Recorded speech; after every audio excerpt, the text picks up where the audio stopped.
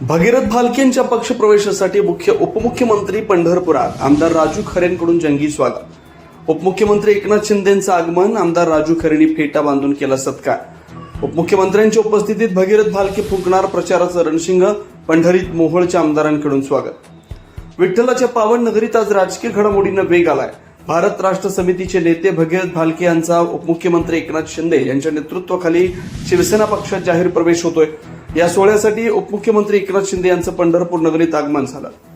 मुख्यमंत्री महोदयांचं आगमन होताच मोहोळ विधानसभा मतदारसंघाचे आमदार राजू खरे यांनी त्यांचं उत्साहात स्वागत केलं।